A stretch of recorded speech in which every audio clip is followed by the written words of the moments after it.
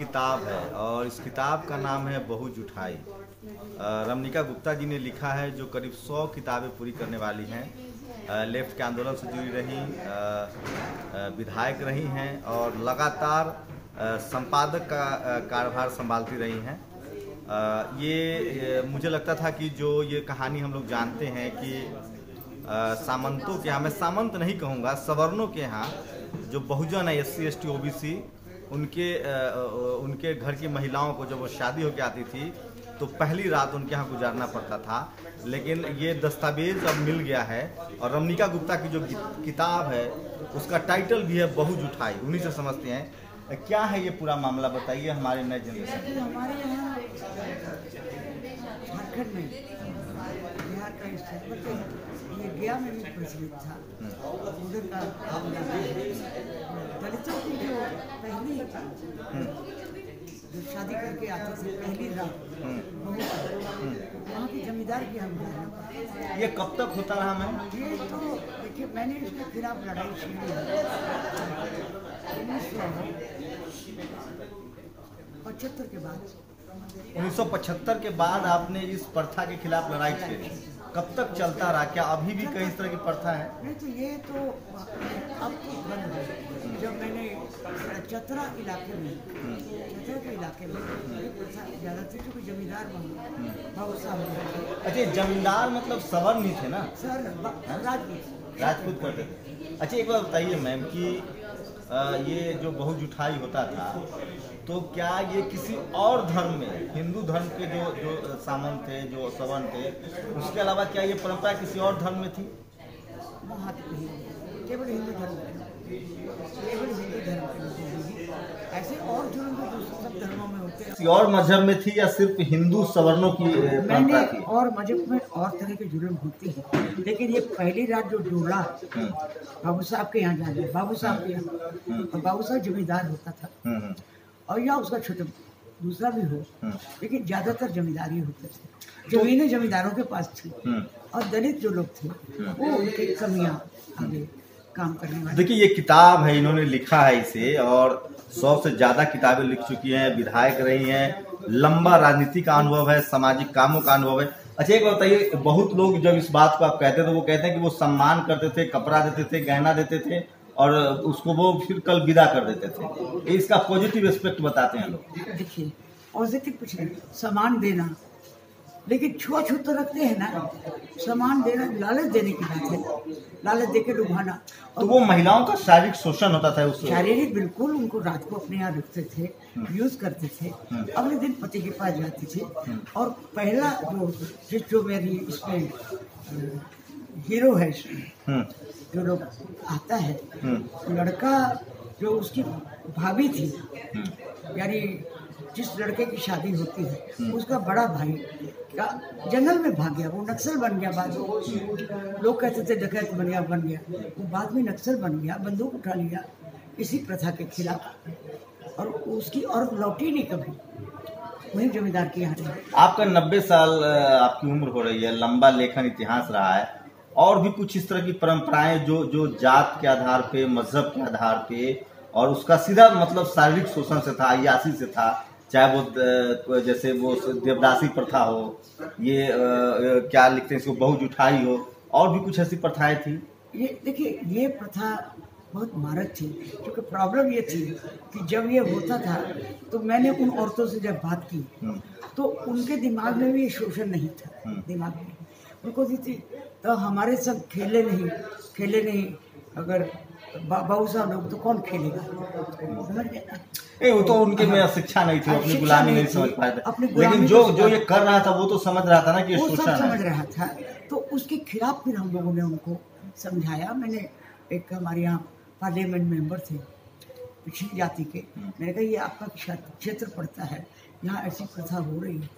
तो फिर मैंने इसके सवाल उठाए, और वो जमींदार तो मर गया, फिर उसका बेटा जो था उसने अपनी उस माँ का, जिसको रख लिया था रखने के रूप में बाबू साहब ने जुटाने के बाद, तो उसका घर जला दिया। तो बाद में एट्रोसिटीज ऊपर और भी होने लगी, तब फिर मैंने उसको जेल भिजवाया लड़के। तो ये प्रथा गया जिला में भी थी, नवादा में थी, चतरा में थी, जो भी ये इलाका जंगल के साथ जुड़ा हुआ था। देश के लगभग राज्यों में थी इस तरह की परंपरा। वहाँ भी सुना, महाराष्ट्र में भी थी, मैंने सुना, लेकिन मैंने यहाँ देखा, तो मैंने उस पर ये कहानी लिखी और उसमें मैंने अच्छा मैम, आप लेफ्ट में रही हैं, लेफ्ट में पढ़ा लिखा लोग होता है, सारे सवर्ण लेफ्ट, जो इंडियन लेफ्टिस्ट हैं वो सारे सवर्ण हैं, उनमें क्या जाति दूसरे भी है, बहुत कम है, आप पोलित ब्यूरो में बहुत कम है, लीडरशिप में लीडरशिप नहीं, मतलब SC ST OBC are the mostly foot soldier. तो क्या उनकी जाति की समझ, जब आप कितने साल से लेफ्ट में हैं, एक लंबा समय हुआ, क्या उनको जाति के लेकर समझ थी या वो भी चाहते थे कि जाति के डिस्कोर्स को हम नहीं करें? नहीं, पहली समझ थी, लेकिन अभी समझ पलटी है उन्होंने भी माना कि जाति और ये सामाजिक जो न्याय की बात है ये जरूरी है। क्लास के साथ गिलास की जो मैंने बात कही ना, ये सामाजिक की बात भी जरूरी है और वो लड़ते भी हैं, क्योंकि हमारी मीटिंग से जब सवाल उठने लगे, जब मैंने दलित सम्मेलन कराए, तो भी कहा कि जहाँ मैंने सवाल किया था कि जहाँ वर्ग संघर्ष में हम जमींदार से जमीन छीन के दलित को दिला देते हैं, लेकिन उसकी जोड़ी में तो पाँव नहीं रख सकता। लेकिन आप ही ने अभी कहा, आप ही ने अभी उन्होंने कहा, माना इस बात, आप ही ने अभी कहा कि लेफ्टिज्म में मार्क्स कहते थे धर्म अफीम है, लेकिन केरला हो, त्रिपुरा हो, पश्चिम बंगाल हो, मंदिरों की संख्या बढ़ती गई। ये वोट के लिहाज से ही वो लेफ्टिज्म के खिलाफ, लेफ्टिज्म वाले धर्म के खिलाफ बात नहीं करते थे, लेकिन अम्बेडकरवादी जो हुए, उन्होंने क्योंकि हिंदू धर्म उनका शोषण हुआ था, उन्होंने धर्म के खिलाफ बात करना शुरू किया। तो क्या लेफ्ट के अंदर क्या बातचीत होती थी? क्या उनको लगता था कि हम सवर्ण हैं, अब मरेंगे तो हमारा अंतिम जो क्रियाकलाप है वो उसी हिंदू रीति रिवाज से होगा? तो हिंदू धर्म, उनका जनेऊ जो है माथे के अंदर था और वो हमेशा बना रहा। वो है तो इसी देश के ना, जिनको बचपन से यही पढ़ाया गया, तो संस्कार जल्दी नहीं छूटते, अपवाद स्वरूप कुछ लोगों पे छूटते हैं, तो हायर लीडरशिप में छूट जाता है, जो लोअर लीडरशिप है उसमें नहीं छूटता है जल्दी। इसीलिए कम्युनिस्ट पार्टियों में उसके जन संगठन भी होते हैं, जन संगठन में बाध्यता नहीं होती है, लेकिन पार्टी का जो कैडर होता है उसको बाध्यता होती है। तो उनका दिमाग साफ करने में भी उन्होंने माना इस बात को कि दलित की प्रॉब्लम को ठीक से पहले नहीं समझा। मैं तुलसीराम की किताब पढ़ रहा था, मणिकर्णिका, उन्होंने कहा कि दलित हैं अगर आप, तो आप फुट सोल्जर हो सकते हैं, लीडरशिप नहीं मिल सकती है। हाँ, तो ये था, लेकिन अभी नहीं, अभी उन्होंने चेंज किया है। ये तो मैं बात कर रही हूँ आज से 20-25 साल पहले, तब से बदला है। लेकिन एक मैं बहुजन आंदोलन को जो समझ रहा हूँ, तो उसमें कहते हैं कि चूहे की रक्षा की जिम्मेवारी बिल्ली को नहीं दी जा सकती, जब भी उसको भूख लगेगा आपको खा लेगा। उनको लगता है कि सवर्ण जो है वो तब तक बिल्ली है, हमारी रक्षा कर रहा है, जब तक उसको भूख नहीं लगी है, तो जैसे उसको भूख लगेगा वो खा जाएगा। स्वर्णों में लीडरशिप पैदा करनी होगी ना, उनको मदद करके उनको आगे बढ़ाना होगा, तभी ये लड़ाई होगी। और एक बात जान लीजिए, लड़ाई खुद जब ये लड़ेंगे दलित या आदिवासी, तभी लड़ाई कामयाब होगी। लेकिन लड़ाई लड़ते हैं, लीडरशिप जो है वो सवर्ण अपने पास रखना चाहते हैं, इसीलिए तो फिर हट गए ना, मायावती आ गई, इसीलिए आई ना। मैंने कहा भी कि अगर पहले वामपंथी पार्टियां, हम लोग पहले दलितों के सामाजिक इसको सवाल को उठा लिए होते, तो मायावती आने की। रमनिका जी, आप लंबे अनुभव है, लेखक हैं, पत्रकार हैं, नेता हैं, सचमुच लगता है कि गैर सवर्णों को सवर्णों पर भरोसा करना चाहिए, जिनका चोला भरे लिबरल हो, लेकिन उनको भूख लगी तो वो खा जाएंगे, ऐसा देख। आप बताइए कि जो सपा से जीत के आता है, BSP से जीत के आता है, लेफ्ट से जीत के आता है, वो क्रॉस वोटिंग कर देता है। तो इस देश में क्या जाति के बगैर भरोसे की डोर कहीं बनती दिख रही है? मुझे आप बताइए, अभी इस समय जिनका शिकार है सारे दलित, उस पार्टी को सरकार मिला दी सब मिलके, आदिवासियों को इलाका में BJP का राज, यहाँ दलित बड़े बड़े लीडर सब BJP गोद में जा बैठे। क्यों? क्योंकि संस्कार में अभी वो हिंदू हैं सब। मैम, लेकिन जितने कम्युनिस्ट लीडरशिप थी, सारे लोग, आप बताइए ना, भोला सिंह जो है वो कहते हैं, वो भी जो बेगूसराय जो लेफ्टिज्म का गढ़ था, वहाँ के लोग BJP में सब। मैं ये कह रहा हूँ कि क्या सवर्णों की एक जो, चाहे वो सवर्ण लेफ्ट हो, कांग्रेस हो, BJP हो, उनकी एक अंदर की जो जेन्युइन कनेक्शन है वो गुलबंदी होती है? नहीं गया है, यहाँ के लोगों के मन से नहीं गया है ना। बिल्कुल आप ठीक कहते हैं, दिमाग में मनु भरा हुआ है। और जो वंचित जमातें बनना भी चाहती हैं, उनका आदर्श वही ब्राह्मण हो जाता अच्छा, एक है। महिला के नाते बताइए मैम, जो सवर्ण महिलाएं हैं, सावित्रीबाई फुले 1848 में स्कूल खोलती हैं, पढ़ने का अधिकार मिलता है, सवर्ण महिलाएं आज सबसे ज्यादा उसकी बेनिफिशियरी है। वो पढ़ती हैं, लिखती हैं, वैज्ञानिक बन रही, डॉक्टर बन रही, लेकिन जैसी बात आती है सावित्रीबाई फुले की, तो वो कौन सा उनका मतलब मनोविज्ञान है कि उनको नफरत, ये जाति वो महिला की बजाय जाति बन जाती है। महिलाएं हालांकि उनकी प्रॉब्लम कम नहीं है, उनसे भी बलात्कार होता है, घर में पिटती है मर्दों से, उनको भी गुलाम चले, लेकिन अपने ही घर अपने घर पिटते हैं, जाति की मार नहीं सहनी। जब दलित औरत की बात आएगी तब वो जाति में ब्राह्मण बन जाएंगे। अच्छा, ये जो बहुज उठाई था, इसमें क्या सवर्ण महिलाएं कभी किसी के बोल फूटे, जैसे आपने काम किया, आप, मैं क्रेडिट दे रहा हूँ आपको, कहीं और कहीं से आवाज उठी, कोई आंदोलन हुआ जिसमें सवर्ण महिलाओं की भागीदारी हो? नहीं है, कई जगह कई महिलाओं ने की है, ऐसी बात नहीं है, कई महिलाओं ने भागीदारी की है, उनके लिए लड़ी है। और ट्रेड यूनियन फील्ड में जो हमारे साथ लोग हैं उसे लोग तो लेफ्ट क्या कास्ट से, क्लास से कास्ट की तरफ आ रहा है? क्योंकि भारत में क्लास भी मैम और कैपिटलिज्म भी कास्ट कैपिटलिज्म है। नहीं, मेरा ये कहना है ब्राह्मणवाद और पूंजीवाद में कोई फर्क नहीं, दोनों एक ही है। सामंतवाद और ब्राह्मणवाद ये पर्याय है एक दूसरे के, इसलिए दोनों की सोच फासिज्म की है, ऊंचा नीचा की है। मेरा ये कहना है वर्ण और वर्ग मिला के लड़ना पड़ेगा आपको, तभी भारत में समानता आएगी। लीडरशिप किसके हाथ में चाहिए? वो सवर्णों के हाथ में रहे, गैर सवर्णों के? लीडरशिप तो कमजोर वर्ग को लेनी पड़ेगी ना अपने हाथ में, उसी को हाथ बढ़ाइए तब वो आगे कुछ कर पाएगा। वो जो लीडरशिप का धंधा है और कि मैं ही लीडर बनूंगा, ये गलत है। आप, मैंने कई बार कहा, भरत बन के दलित को आगे बिठाइए। अच्छा बताइए, कम्युनिस्टों को लगता है कि रामायण महाभारत जो मैथोलॉजी है, हिस्ट्री नहीं है, और बुद्धिज्म भारत बुद्धों का बुद्ध था? नहीं, कम्युनिस्ट तो पहले से कहते हैं रामायण इतिहास नहीं।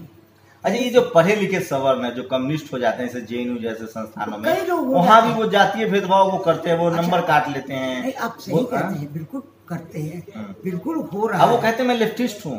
अरे कहने से क्या, अभी मुझे बताइए, दलित की बात लेते हैं, चाहे कम्युनिस्ट हो चाहे दलित समाज का आगुआ हो, उधर क्या नाम है उनका ना, रामराज से जो बना उदित राज, कैसे चला गया बीजेपी?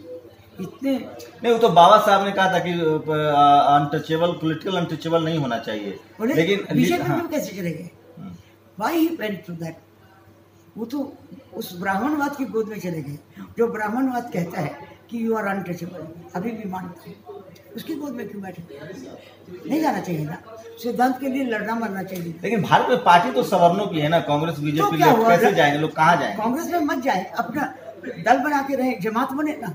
जमात क्यों नहीं बनते? बहुजन क्या करे? पैसा सवर्णों के पास है, पार्टी सवर्णों के पास है, संसाधन सवर्णों के पास है, स्कूल सवर्णों के पास है। देखिए, पैसों से क्रांति नहीं होती है, क्रांति त्याग करने से, लड़ने से, मरने से, उससे क्रांति होती है, मरने के लिए। अच्छा, एक आखिरी सवाल मैम, जिस तरह से लेफ्टिज्म को लेकर और आदिवासियों को जंगल में रह दिया गया, वो स्कूल तक नहीं पहुंच पाए, आज शेड्यूल कास्ट के लोग अपलिफ्ट हुए अम्बेडकरिज्म की वजह से, पढ़ लिख के वो अधिकारी बन रहे हैं, लेकिन आदिवासियों को नक्सलिज्म के नाम पे जंगल में रोक दिया गया। इसके लिए किसको दोषी मानती है? इसके लिए भी तो सरकार ही है, आपकी नीतियां गलत है, आप उनके अभी एग्रीमेंट करके डिस्प्लेस कर रहे।